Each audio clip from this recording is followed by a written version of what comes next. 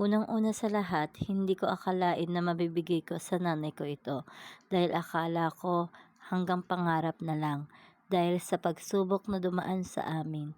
Kaya akala ko hindi ko na mabibigay ang pinapangarap kong regalo para sa kanya na money bouquet. Yan ang gusto kong regalo sa aking ina. Alam ko di kami mayaman, pero gusto kong maranasan ng aking ina ang mabigyan ng money bouquet at sana maging healthy kaming lahat. Wala ng pagsubok na dumating pa dahil may isa pa akong surprise sa aking ina. Ang igagala ko siya sa grocery at bilhin niya ang mga gusto niya. Walang katumbas ang kasiyahan ng pamilya. Ang pera, kaya ko pang kitain yan, pero ang kaligayahan ng iyong magulang ay walang katumbas. Kaya nanay, lagi mong tatandaan, mahal na mahal ka namin at lagi lang kami nandito sa tabi mo.